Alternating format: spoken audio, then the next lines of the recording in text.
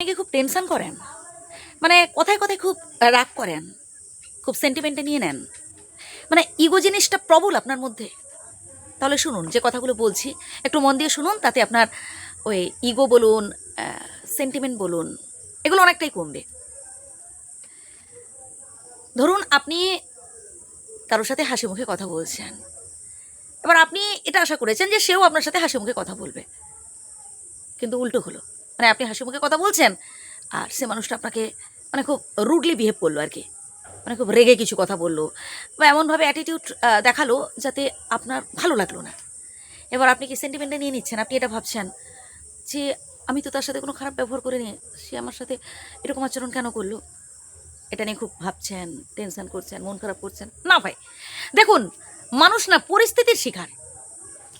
এবার আপনি যে পরিস্থিতিতে রয়েছেন বা আপনার মনের মধ্যে মানে যে সিচুয়েশানটা চলছে আর কি, সেটা ওপারের মানুষটার হয়তো মনের মধ্যে একটা অন্যরকম সিচুয়েশান চলছে, এটা আপনাকে ফিল করতে হবে।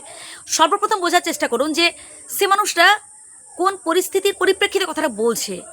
মানে নিশ্চয়ই তার মনের মধ্যে কোনো রকম সমস্যা চলছে, সে হয়তো কোনো দীর্ঘদিনের রাগ পুষে আছে, সে হয়তো খুব মানে খুব টেনশান করছে।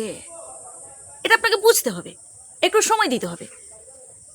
ধরুন আপনি ওকে ফোন করলেন, আপনার প্রিয়জনটাকে ফোন করলেন, এবার সে হয়তো আপনি আশা করেছেন যে এই মুহূর্তে আপনার মনের মানুষ ফোনটা ধরবে, আপনার সাথে একটু প্রেমের কথা বলবে, বা আপনি আপনার মানে বিনোদনের কথাগুলো তার কাছে বলবেন, একটু ভালোবাসাবাসির কথা বলবেন, যাই হোক। তো এবার সেই মুহূর্তে ফোনটা ধরলো না, আপনি হুট করে সেন্টিমেন্টে নিয়ে নিলেন, ইগোতে ফিল করলেন যে আমার ফোনটা ধরলো না, মানে আমার থেকেও তার কাছে এমন কেউ আছে যে বড়, মানে আমার থেকেও বড় কেউ হতে পারে তার কাছে।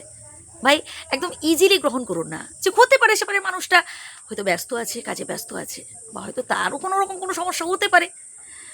ফোন ধরলো না, আপনার আশা পূরণ হলো না, আপনার চাহিদা এই মুহূর্তে মানে ওপারের মানুষটা মেটাতে পারলো না, তার মানে এই নয় যে মানুষটা হচ্ছে আপনাকে ইগনোর করছে, বা হয়তো মানুষটা খারাপ, বা হয়তো মানুষটা আপনাকে সেন্টিমেন্টে আঘাত দিচ্ছে জেনে বুঝে না। ভাই মানুষ হচ্ছে, আমি বারবার বলছি, পরিস্থিতির শিকার, পরিস্থিতির শিকার। ভাই আসলে আমরা সবসময় নিজেদের দিকটাই ভাবি, যে মনে হয় আমার জীবনে সুখ, তো তাহলে মনে হয় সবার জীবনে সুখ আছে, মানে আমি আমার হচ্ছে মনটা এখন ভালো, তার মানে সবার মনটাই ভালো হতে হবে না।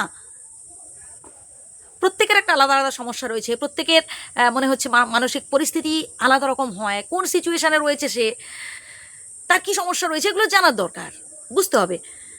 অন্তত মনটাকে মানে নিজেকে বোঝাতে হবে যে সে কোনো খারাপ কথা বলেছে বা সে আপনার সাথে ঝগড়া করছে, আচ্ছা ঠিক আছে, একটু স্পেস দিই, একটু তাকে সময় দিই, ওর মাথা ঠান্ডা হোক, তারপর না হলে বসে আলোচনা করা যাবে।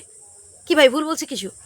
বর্তমানে অনেক বড় বড় সমস্যাগুলো, দীর্ঘদিনের সমস্যাগুলো নষ্ট হয়ে যায় না শুধুমাত্র এই সেন্টিমেন্টের কারণে, শুধুমাত্র ইগোর কারণে, শুধুমাত্র ইগোর কারণে। ভাই এই ইগো জিনিসটাকে বাদ দেন ভাই, ভালো থাকবেন, সুস্থ থাকবেন, আমার শ্রদ্ধা নেবেন।